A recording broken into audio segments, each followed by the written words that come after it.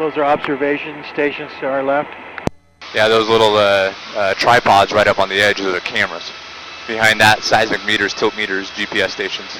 Just see them keeping track of what's going on out here. You'll see them all over the place. Camera's most common thing out here. Following the lava tube now, you can see a little evidence of it there, Dory, with the smoke continuing down the hill. Then come off the nose here, Kevin, you see the smoke rising up off the trees. This isn't volcanic smoke, these are fires. It's where the lava is breaking out through the top of the tube and burning the trees. In fact, you can see a really good breakout here, Dory, just out your window. Look at that one right there. Oh, wow.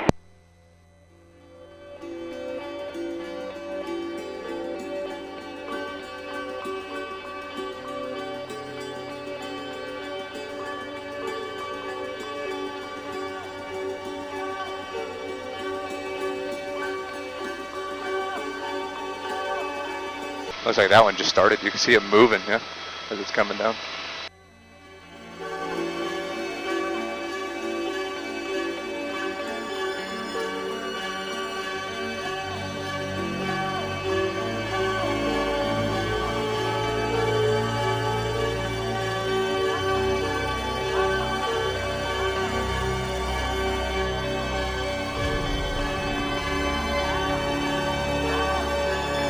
So when you go over hot spots, can you feel an updraft coming at you? Yeah, sometimes. You'll feel a bump here and there.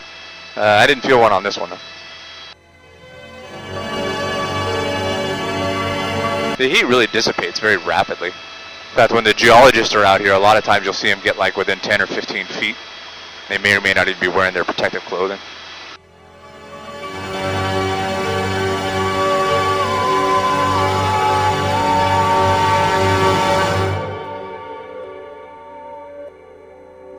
Such a vivid color. You see a bunch of different shades of all these lava rocks out here. The darker stuff, the charcoal stuff, that's the lava tube started heading toward Pacholko 2 years ago. See some lighter gray there, Tim, just out my window. Big old squiggly lighter gray. So lava flow started maybe a month or two ago. See some that's a really brilliant silver. Toward the bottom of that, you see the really brilliant silver, almost looks like mercury. It's a brand new layer of rock. That brilliant silver broke out through the top of the tube within the last hour. And then you'll see some kind of has a blue tint to it. That blue tint, that's a layer of glass. Sometimes the pressure below the surface is so great that as the lava finally breaks out, has that little layer of blue glass on it. And then just off the nose, Kevin, you see both the solid darker red of the molten lava there. You also see some red that's flickering. Those are the flames as the lava is impacting the trees and burning them. And kind of no way to predict the path of it?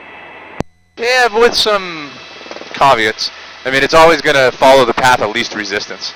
Sometimes it's hard to tell, though. I mean, it'll always go downhill, but sometimes there'll be a little imperfection in the surface that we didn't notice and cause it to divert a direction we didn't expect. We're not as good at that as we are predicting the eruption, but often we'll say, one of these 3 or 4 paths, and I'll choose one and do it. I can smell the smoke a little bit. Smells like a barbecue, yeah. It's the ohia tree. And indeed, we use the ohia tree as a really good smoking tree. It's very solid, burns very smoky. Works out well for a barbecue.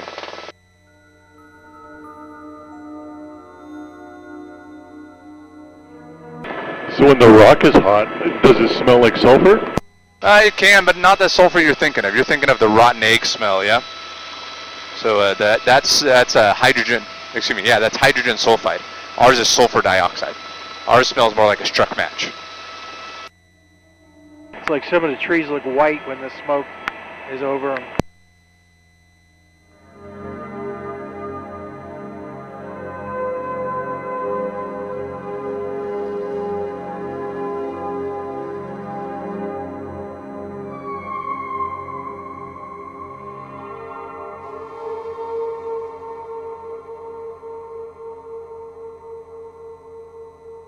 You can keep following the squiggly line of the smoke. That's the current lava tube. That smoke furthest down, it's actually as far down the hill as these lava tubes have made it since January 28th last year. It's been going on for almost a month now as it's been going down, so who knows, maybe that means it's reorganized itself and it is indeed starting to head down toward Pacholko. Maybe it's just a coincidence. I don't know.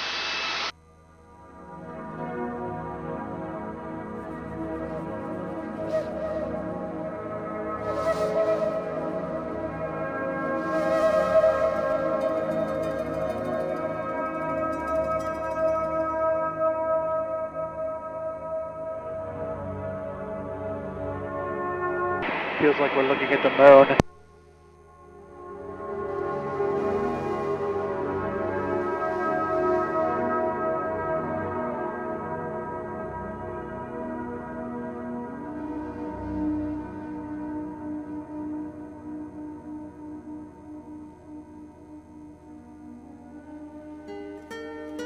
You know, really geologically speaking, it's not so long ago this beautiful lush green rainforest off the nose right here was all barren lava rock. Last lava flow right here was just about 500 years ago. Which of course to us is a really long time. But to get a fully mature rainforest like this in just 500 years is pretty quick.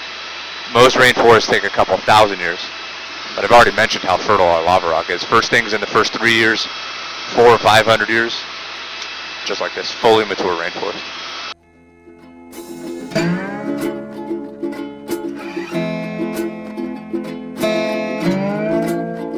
Any of these folks worried or?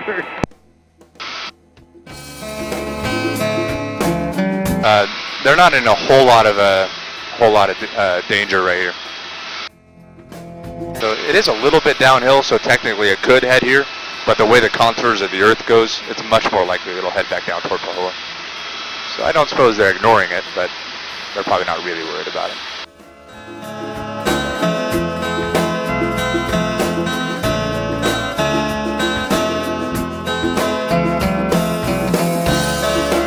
Kevin, you cold or hot?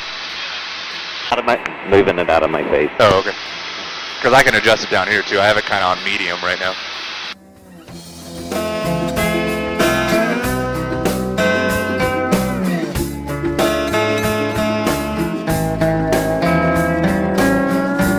And then how about you guys on the back? Temperature okay back there? Cool. People tell me I like it too cold sometimes, so. Me too. You like it cold too? Yep. Well, your cold in Calgary is much different than my cold. The temperature here is about the same as it is in Calgary right now. Right on. Probably not the same a couple months ago though. Yeah, actually it's been about, going on the metric side of it, it's about 22, 25 degrees sometimes. Most of the winter so far has been about plus 15. It's actually not nearly as cold as I thought it would be. So that's about the early Earth. So I get that mic a little closer to your mouth there, Annette. That would be just above 70 for you. Sorry, somebody was screaming in my ear just as you were talking there. That's just above 70 for you.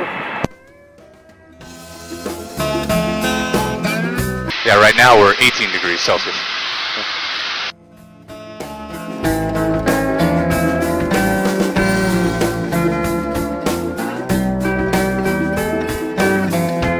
That was a cheat, Jeremy.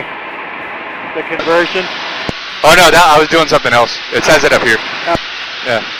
So yeah, I wasn't figuring that out on my own.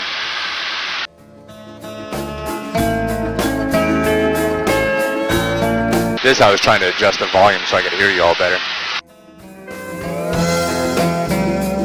Pretty fancy, huh?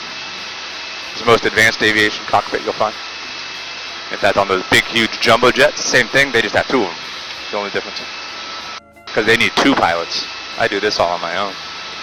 Those darn lazy helicopter or airplane pilots.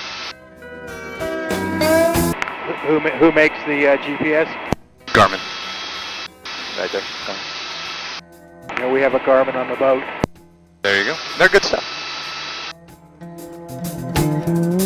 Guys, bear with me just a sec. I'm coming right back into some airspace. I'll need to coordinate with Tower for a little bit, but I'll get the mics turned back in just a sec. I know I cut you off. Just hold on to that question.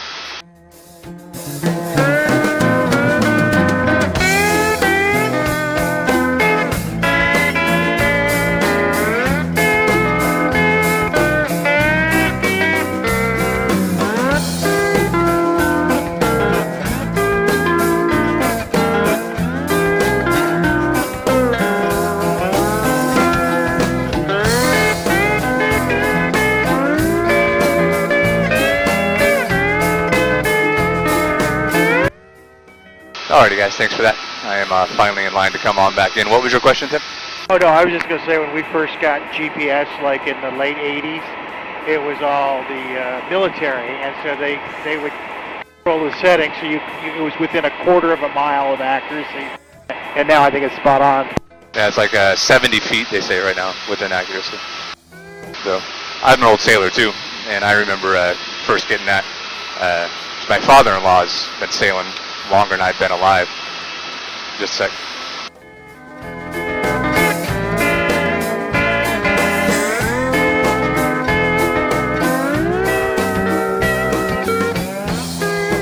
Sorry about that, but my father-in-law has been a sailor for longer than I've been alive. And have you ever seen Master and Commander? You remember when he comes up on that ship after like 5 hours being out of view of him, comes right back up on his ship? That was my father-in-law.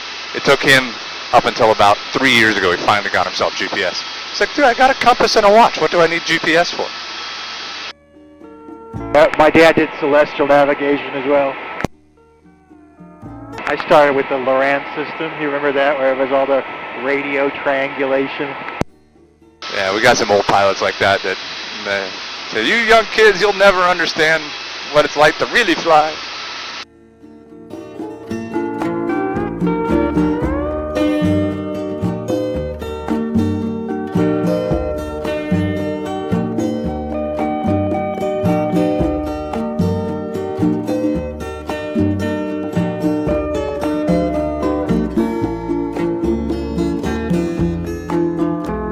No autopilot in this, right? Was that? No autopilot? No, not on this. Yeah. You can get this model helicopter with autopilot. Kind of a waste of weight though, and we're always filling these things up. In fact, I often can't even take a full tank of gas, and so they don't want to put any extra weight that they don't have to. That's why we have the glass cockpit too, because all these old school gauges, they weigh a lot. These don't weigh hardly anything.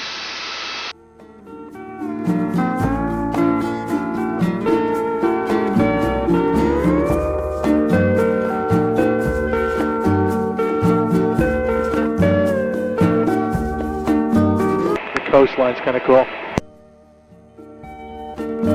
The bay.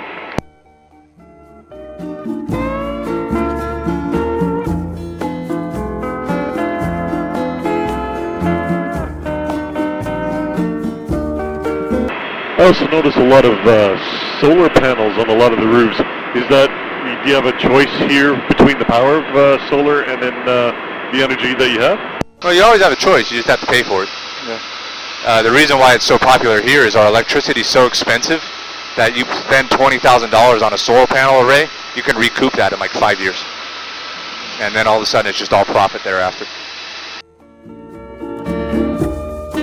We pay 4 times the national average for electricity out here. 44 cents a kilowatt hour.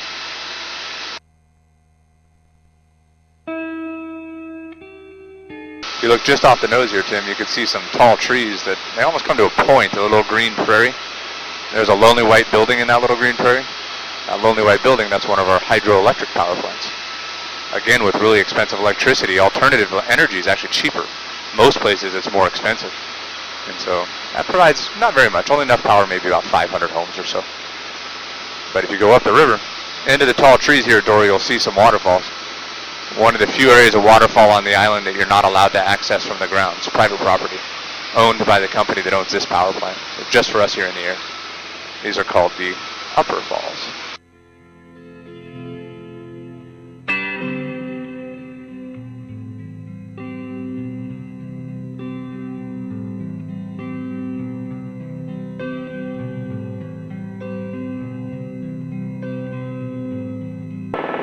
That's really cool. The David play